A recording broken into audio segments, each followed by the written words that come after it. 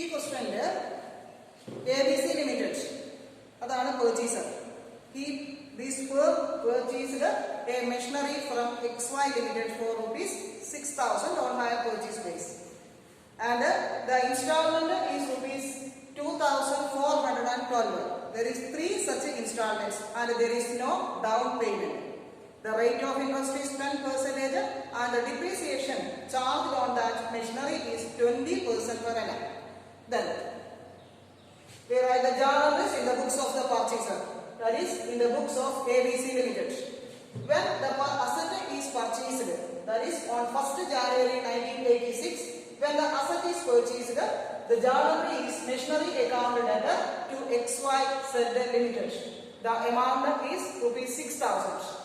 So we write the first journal entry machinery account debtor to XYZ Limited for rupees 6,000.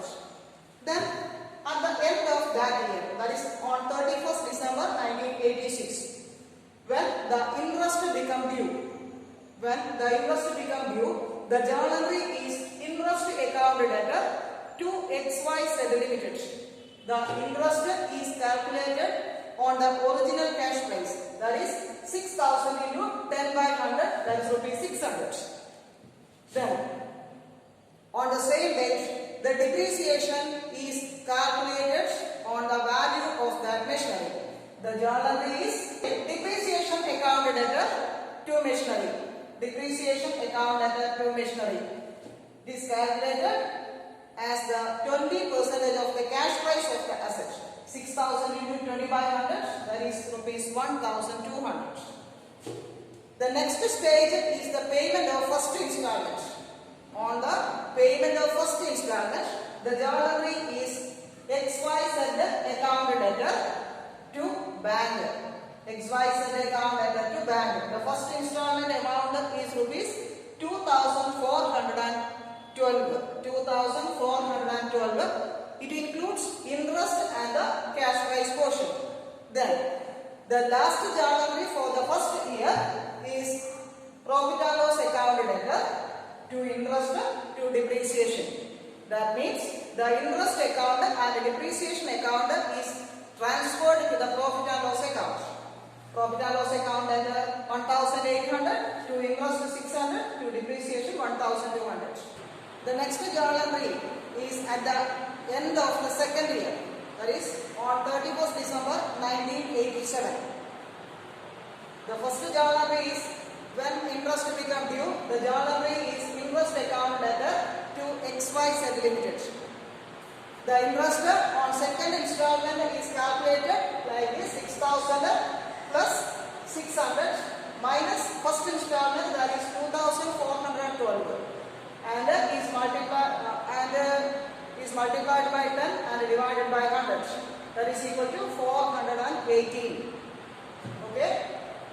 Then the next journal entry for the second year is depreciation account debtor to machinery, just as in the case of the first year.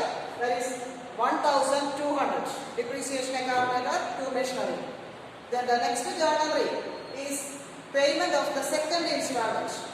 While paying the second installment, the journal entry is XYZ Limited account debtor to bank. The amount is 2,412.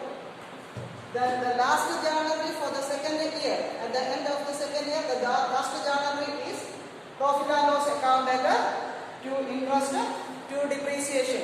That means the interest and the depreciation charged during the year is transferred to the profit and loss account.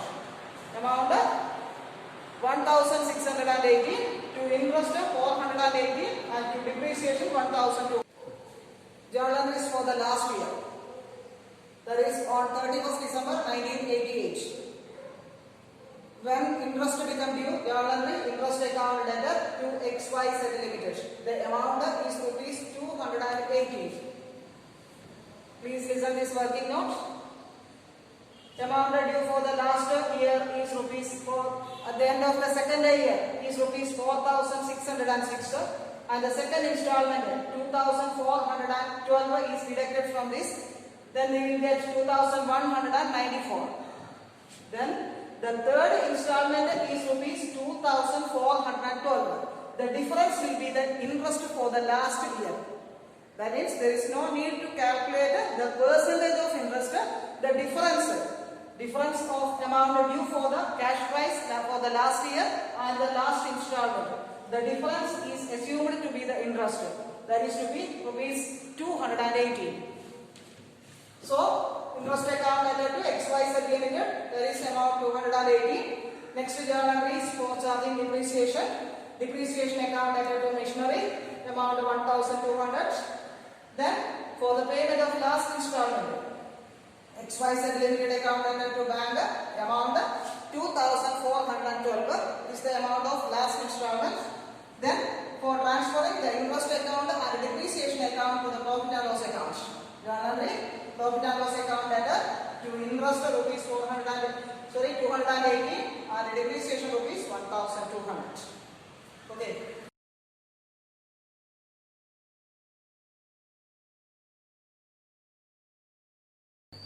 In the second method, the asset is recorded at the cash price actually paid.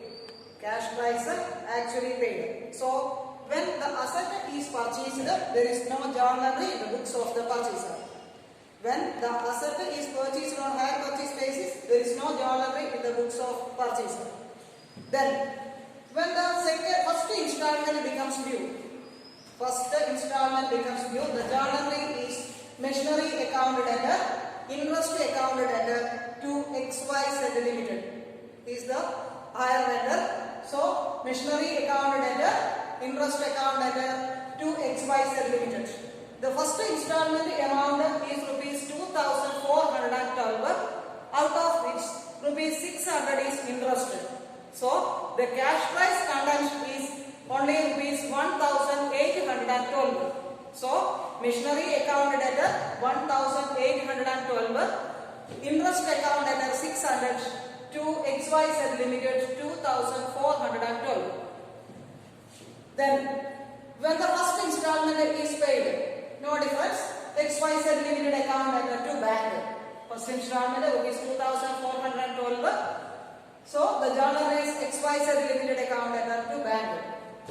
Then, depreciation charge on assets. Depreciation account debtor to machinery. Depreciation account debtor to machinery, it is 20% of the value of the asset, that is rupees 1200. At the end or the last journal entry is for transfer of these annual charges, that is interest and depreciation account are transferred to the profit and loss account.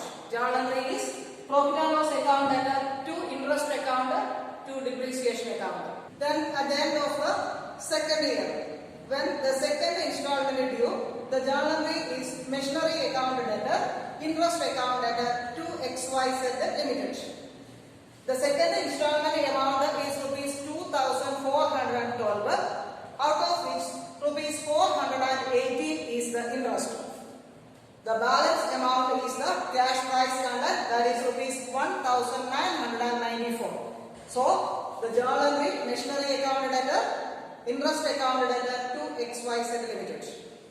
The next journal entry is for the payment of second installment.